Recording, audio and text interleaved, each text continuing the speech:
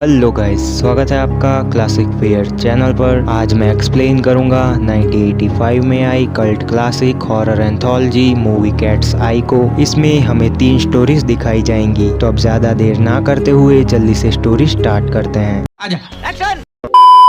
Movie के start में हम देखते हैं एक बिल्ली को जो कि आराम से अपने रास्ते पर जा रही थी। तभी एक पागल कुत्ता उसके पीछे लग जाता है। बिल्ली अपनी जान बचाकर भाग रही थी, तभी वो एक कार से टकराते टकराते बच जाती है। डॉग को चकमा देकर वो एक ट्रक में जाकर छुप जाती है और वो ट्रक बिल्ली को लेकर पहुंच जाता है न्यूयॉर्क सिटी में। वहाँ भी वो बिल्ली टहल रही थी, तभी एक पुतले के अंदर उसे एक बच्ची दिखाई देती है जो कि इससे हेल्प मांग रही थी। वो बच्ची कह रही थी कि मुझे ढूंढो, और वो बिल्ली उसे बड़े ध्यान से सुन रही थी। तभी एक आदमी बिल्ली को उठाकर क्विटर जिंक नाम की कंपनी में ले जाता है और यहाँ स्टार्ट होती है हमारी पहली स्टोरी, जिसका नाम है क्विटर जिंक। हमें दिखाया जाता है डिक मॉरिसन नाम का एक आदमी जिसका फ्रेंड जिम उसे छोड़ने आया है क्विटर जिंक कंपनी के बाहर, क्योंकि डिक को स्मोकिंग छोड़नी है। अंदर जाकर वो फॉर्म फिल कर रहा था और वहाँ पर भी उसने सिगरेट पीने की तैयारी कर ली। वहाँ एक आदमी बैठा हुआ रो रहा था। उसे देखकर डिक अपनी सिगरेट वापस जेब में रख देता है। तभी उस आदमी की वाइफ अंदर से बाहर आती है और उसकी हालत काफी ज्यादा खराब थी। उसे बाहर लाने वाला वही आदमी है जो उस बिल्ली को उठाकर ले आया था। यहाँ वो हस्बैंड अपनी वाइफ को संभाल रहा था, लेकिन उसकी वाइफ उससे बहुत ज्यादा गुस्सा थी। जाते जाते वो आदमी डिक से कहता है कि मैं बहुत टाइम से स्मोकिंग कर रहा हूँ और इसे छोड़ पाना काफी मुश्किल है। यहाँ कुछ लोग सोच रहे होंगे कि स्मोकिंग तो ये करता है, तो इसकी वाइफ अंदर क्यों गई थी? इसका जवाब मैं आपको आगे बताऊंगा। और यहाँ ये सीन देखकर डिक का मन बदल गया। वो चुपचाप वापस जा रहा था, तभी वहाँ का काउंसलर डोनाटी उसे पकड़ लेता है और वो उसे ले जाता है अंदर। डिक की वाइफ का नाम है सिंडी और इन दोनों की एक बेटी है जिसका नाम है एलिसिया। डोनाटी डिक से पूछता है कि तुम्हारी बेटी कौन से स्कूल में पढ़ती है, लेकिन डिक उसे ये बात नहीं बताता क्योंकि इस बात का इलाज से क्या लेना देना। डोनाटी दरवाजा लॉक कर देता है और उसके बाद वो निकालता है सिगरेट। उन सिगरेट्स को वो टेबल पर बिछाकर उन्हें चकनाचूर कर देता है और यहाँ हम समझ पाते हैं कि ये सिगरेट से काफी ज्यादा नफरत करता है। ये सब देखकर डिक परेशान हो चुका था, इसीलिए बिना उसकी बात सुने वो वहाँ से जा रहा था। लेकिन आदमी यहाँ आता तो है अपनी मर्जी से, लेकिन बाहर जाता है सिर्फ डोनाटी की मर्जी से। डोनाटी डिक को एक सेल दिखाता है जिसके अंदर वही बिल्ली कैद थी। रिमोट का बटन दबाते ही म्यूजिक स्टार्ट हो गया था और वो बिल्ली अचानक कूदने लगी थी क्योंकि उस फ्लोर में करंट है। यही सेम चीज डिक की वाइफ के साथ होगी अगर इसने आज के बाद सिगरेट जलाई, और यही उस आदमी की वाइफ के साथ भी हो रहा था। डोनाटी कहता है कि ये तो सिर्फ शुरुआत है, अगर तुम फिर भी ना सुधरे और तुमने सिगरेट जलाई तो यही सेम चीज तुम्हारी बेटी के साथ भी होगी। वो कहता है कि अगर तुम फिर भी ना माने तो हम तुम्हारी वाइफ का रेप करवाएंगे। ज्यादातर केसों में लोग तीसरी बार में ही समझ जाते हैं, लेकिन फिर भी किसी क्लाइंट की स्मोकिंग ना छूटे तो वो उस क्लाइंट को ही खत्म करवा देते हैं। यही उनकी पॉलिसी है और इनकी इसी पॉलिसी की वजह से इनका सक्सेस रेट 100% है। अब तक जितने भी लोग यहाँ पर आए हैं उन सब की स्मोकिंग इन लोगों ने छुड़वा दी है, क्योंकि वैसे तो वो स्मोकिंग छोड़ेगा नहीं। पनिशमेंट मिलने के बाद भी वो स्मोकिंग करता रहेगा, क्योंकि स्मोकिंग करने वाले को तो ये कुछ कहते नहीं, टॉर्चर करते हैं उनकी फैमिली को। लेकिन उसके बेकसूर फैमिली मेंबर टॉर्चर होंगे तब तो उसे छोड़नी ही पड़ेगी। डिक डोनाटी को धमकाता है कि मेरा वकील तुम्हें देख लेगा, लेकिन डोनाटी ने साफ कह दिया कि अब से 24 घंटे तुम्हारे ऊपर नजर रखी जाएगी और अगर तुमने सिगरेट जलाई तो पनिशमेंट तो तुम जानते ही हो। घर जाकर वो इसी सोच में डूबा हुआ था कि डोनाटी क्या सच में ये सब करेगा। फिर वो जाकर अपनी वाइफ को बता देता है कि मैंने स्मोकिंग छोड़ दी, और ये सुनकर उसे तो यकीन ही नहीं होता। वो पूछती है कि ऐसा चमत्कार कैसे हो गया। तब डिक कहता है कि मैं ये तुम्हारे और एलिसिया के लिए कर रहा हूँ, जो कि सच में ये इसीलिए कर रहा है। अपनी एडिक्शन से पीछा छुड़ाना इतना आसान नहीं होता।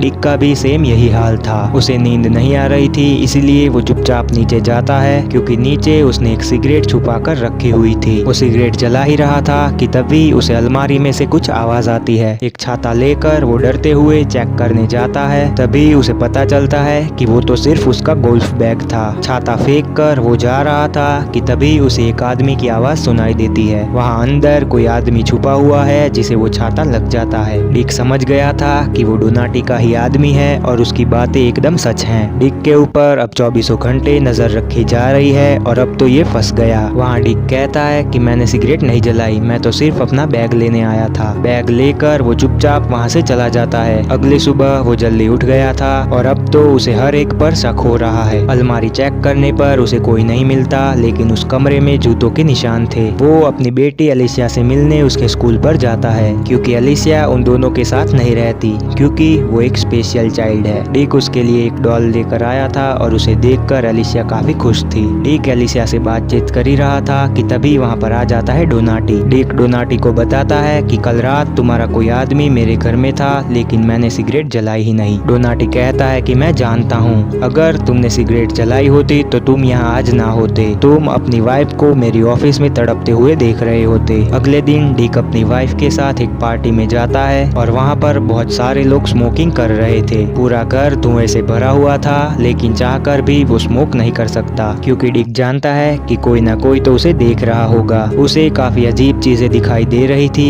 क्योंकि वो सिगरेट पीना चाहता था, लेकिन अपनी वाइफ की शक्ल देखकर वो रुक जाता है। अगले दिन वो अपने घर जा रहा था, तभी उसे ट्रैफिक की वजह से ब्रिज पर रुकना पड़ता है। वो टाइम पास कर ही रहा था, तभी कार में उसे मिल जाती है सिगरेट। उसकी इच्छा फिर से जाग गई थी। वो आसपास चेक करता है और वैसे भी उसे ब्रिज पर कौन देखेगा। जल्दी से छुपकर वो एक सिगरेट पी लेता है और यही उसने सबसे बड़ी गलती कर दी, क्योंकि डोनाटी के आदमी ने उसे देख लिया। वो जल्दी से अपने घर जाता है, लेकिन घर का दरवाजा टूटा हुआ था और घर के अंदर खाना भी जल रहा था, यानी कि डोनाटी के लोग इसकी वाइफ को ले गए। डिक परेशान होकर उसे पूरे घर में ढूंढ रहा था कि तभी उसके पास कॉल आता है डोनाटी का। डोनाटी कहता है कि 5 बजे ऑफिस पे आ जाना। डिक कहता है कि मेरी गलती हो गई, दोबारा ऐसा नहीं होगा। लेकिन डोनाटी ना ही मजाक करता है और ना ही किसी को माफ करता है। डिक उसकी ऑफिस पर पहुंचकर पूरी कोशिश कर रहा था अपनी वाइफ सिंडी को बाहर निकालने की। डोनाटी उसे रोकता है और इसी बीच वो बिल्ली वहाँ से फ्री होकर भाग जाती है। डोनाटी और उसका आदमी डिक को काबू करके एक चेयर पर बैठा देते हैं और ये अपनी वाइफ को करंट वाले फ्लोर पर तड़पता हुआ देख रहा था। उसे काफी बुरा लग रहा था, उसके मन में काफी सवाल चल रहे थे और आज तो इसने अपने हाथ जोड़ लिए। जब वो अपनी वाइफ को तड़पते हुए नहीं देख पाया तो अपनी बेटी को तड़पते हुए कैसे देखेगा। अपनी वाइफ सिंडी को समझाकर वो घर ले जाता है और उसके बाद वो कभी सिगरेट नहीं छूता। ऐसे ही काफी टाइम बीत जाता है। उसकी एडिक्शन छूट गई थी, लेकिन इसका थोड़ा सा वजन बढ़ गया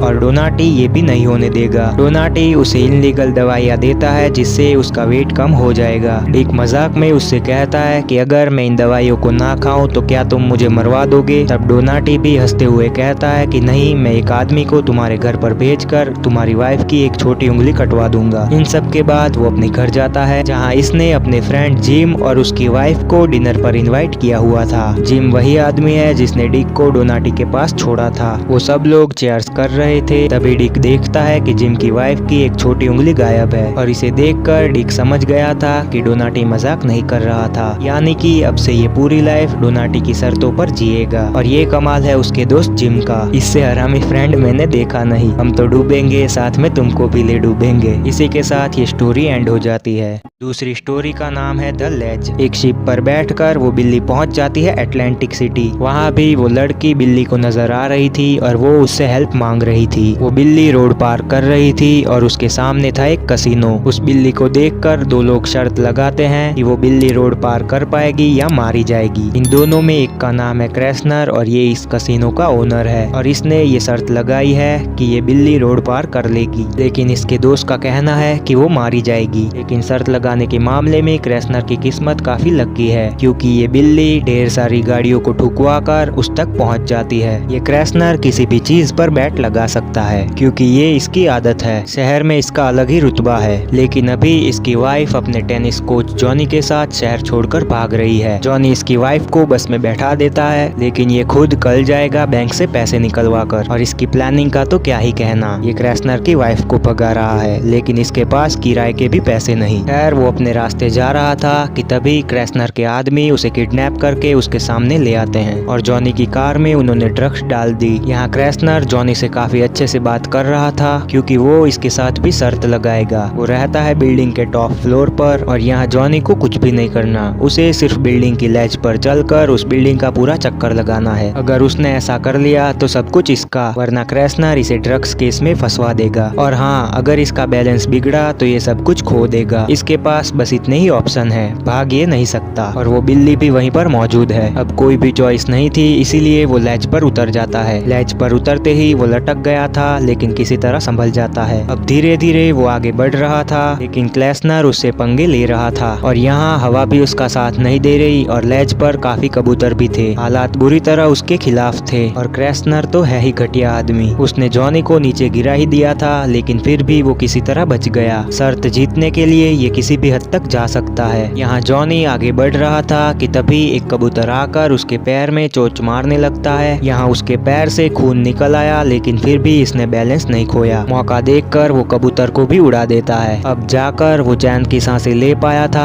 कि तभी क्रेसनर आकर उसे पानी से नहला देता है, ताकि अब तो इसके हाथ पैर फिसल जाएं। फिर भी वो धीरे धीरे आगे बढ़ रहा था, लेकिन बीच में आ जाता है एक बड़ा सा लोगो, जिसे वो आराम से पार कर रहा था। लेकिन तभी उस लोगो के नट बोल्ट निकल जाते हैं, जिस वजह से वो लटक गया। अब उसे मौत साफ साफ नजर आ रही थी, लेकिन फिर भी हिम्मत ना हारते हुए वो वापस ऊपर चढ़ जाता है। कुछ इस तरह वो वापस ऊपर आ गया और यहाँ लाइफ में पहली बार क्रेसनर कोई शर्त हारा। अपनी शर्त को पूरा करते हुए क्रेसनर उसे एक पैसों से भरा बैग देता है और साथ में उसकी वाइफ का सर भी दे देता है। ये देखकर जॉनी के होश उड़ गए थे। वो उससे भिड़ जाता है और इसी बीच बिल्ली भाग जाती है, जिससे बॉडीगार्ड की गन नीचे गिर जाती है और ये गन उठा लेता है जॉनी। बॉडीगार्ड को तो वो मार देता है, लेकिन क्रेसनर को तो वो आसान मौत नहीं देगा। क्रेसनर जॉनी को ढेर सारा पैसा ऑफर करता है, लेकिन जॉनी के मन में कुछ और है। इस बार शर्त लगाने की बारी है जॉनी की। वो क्रेसनर को लेच पर उतार देता है और अब वो चक्कर काट रहा था, लेकिन एक कबूतर उसके भी रास्ते में आ जाता है और उसे लात मारने के चक्कर में वो सीधा गिर जाता है नीचे। इसी के साथ ये स्टोरी भी एंड हो गई। तीसरी स्टोरी का नाम है जनरल। वो बिल्ली ट्रेन में बैठकर पहुंच जाती है विल्मिंगटन। एक ट्रक में बैठकर वो बिल्ली पहुंच जाती है एमेंडा नाम के एक लड़की के घर पर, और ये वही लड़की है जो इसे दिखाई दे रही थी। बिल्ली तो यहाँ पर आ गई, लेकिन हमें किसी और का भी पॉइंट ऑफ व्यू दिखाया जा रहा है। वो बिल्ली सीधा ही एमेंडा के बेडरूम में पहुंच जाती है, जहाँ एमेंडा की बर्ड पॉली थी। एमेंडा की मॉम सैली उस बिल्ली को घर से निकाल रही थी, लेकिन एमेंडा जिद करके उसे रोक देती है। उसने बिल्ली का नाम रख दिया है जनरल, क्योंकि एमेंडा का मानना है कि वो बिल्ली उसकी रक्षा करेगी। लेकिन फिर भी रात को सैली उसे घर से बाहर निकाल देती है। अगली सुबह एमेंडा टॉम एंड जेरी देख रही थी,